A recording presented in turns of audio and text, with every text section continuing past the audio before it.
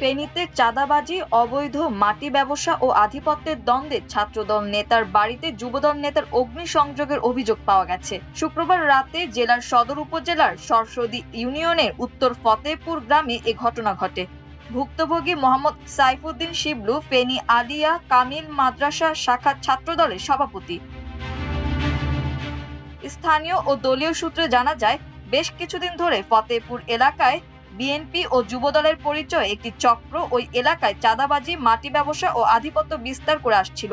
এ নিয়ে দুই পক্ষের দ্বন্দ্বের জের ধরে শুক্রবার সন্ধ্যায় স্থানীয় ইউনিয়ন যুবদলের নেতা মানিকের নেতৃত্বে একদল অস্ত্রধারী সন্ত্রাসী ছাত্রদল নেতা সাইফুদ্দিন শিবলুর ভাইয়ের উপর হামলা চালিয়ে তাকে আহত করে। পরে তাদের বাড়িতে গিয়েও হামলা চালায়।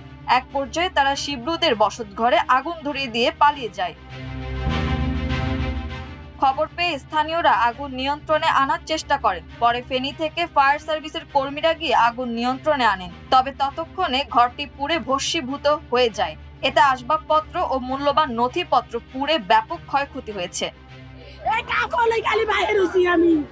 আমার দুই নাতি কেনে তো বাড়ি বার হইছি উষ্ণাই গো বাবা আমারে বিচারটা চাই এতে বিপুরের মালিক কে এ বতুরা রাখি ইয়াতের নাম ভুলি যাই এটা কাটের নাম ভুলি যাই এটাই না ইদে তুই রইনা জানুরের এক্সাম আছে এগুলো সব সময়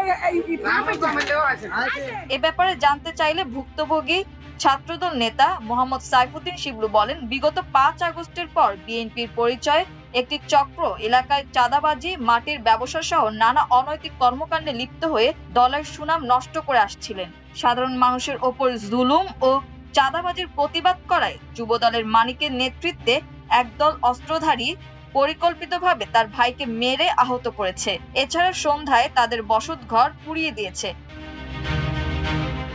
সরসদী ইউনিয়ন বিএনপির সভাপতি অ্যাডভোকেট নুরুল ইসলাম জানান, এটি নিঃসন্দেহে একটি ন্যাক্কারজনক ঘটনা। তিনি এর তীব্র নিন্দা ও প্রতিবাদ জানিয়ে অবিলম্বে এসব চাঁদাবাজ ও মাটি ব্যবসায়ী চক্রকে দমনে প্রশাসনের প্রতি জোর দাবি তোলেন।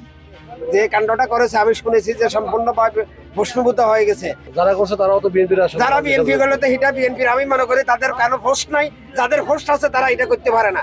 নির্ঘাত তারা ছাতাবাজ এবং তারা সন্ত্রাসী। অনেকের পোস্ট আছে, আমার পোস্টকার আছে, আমি এই মুহূর্তে এটা জানি না। এই ঘটনার সাথে, এই বাড়ি পোড়ার ঘটনার সাথে যারাই সম্পৃক্ত, আমরা চাই এদের দৃষ্টান্তমূলক শাস্তি হোক এবং সবাইকে আইনের আওতায় এনে যাতে দৃষ্টান্তমূলক শাস্তি দেয়। তাদের নাম আসছে হামলার সাথে জড়িত, কি বিএনপির সাথে যুক্ত, রাজনীতির সাথে? এরা হ্যাঁ, কিছু কিছু নাম আছে, এরা আমাদের বিভিন্ন অঙ্গ সহযোগী সংগঠনের সাথে যুক্ত আছে। যারাই থাকুক, আমরা ইতিমধ্যে কয়েকটা নাম পাইছি, এটা নিশ্চয় আপনারাও জানছেন। যারাই হোক, আমার কথা হলো এই ঘটনার সাথে যে থাকুক তাকে আইনের আওতায় নেওয়া হোক। ফেনী জেলা ছাত্র দলের সভাপতি সালাউদ্দিন মামুন জানান, একটি চিহ্নিত চাঁদাবাজ সন্ত্রাসী সরসদী ইউনিয়নকে বিএনপির পরিচয়ে জিম্মি করে রেখেছে। তাদের অনৈতিক কর্মকাণ্ডের প্রতিবাদ করায় ছাত্রদল নেতা শিবলুর ভাইকে মেরে আহত করে, তাদের বসতঘর জ্বালিয়ে দেয়। তিনি এর তীব্র নিন্দা ও প্রতিবাদ জানান। ফেনী জেলা যুবদলের আহ্বায়ক নাসিরউদ্দিন খন্দকার বলেন, যুবদল এর দায় নেবে না। প্রশাসনকে বলবো জড়িতদের আইনের আওতায় আনা হোক। এছাড়া অভিযুক্ত মানিককে দল থেকে বহিষ্কারের সিদ্ধান্ত নেওয়া হয়েছে। ফেনী মডেল থানার ওসি সজল কান্তি দাস জানান, পুলিশ ঘটনাস্থল পরিদর্শন করেছে।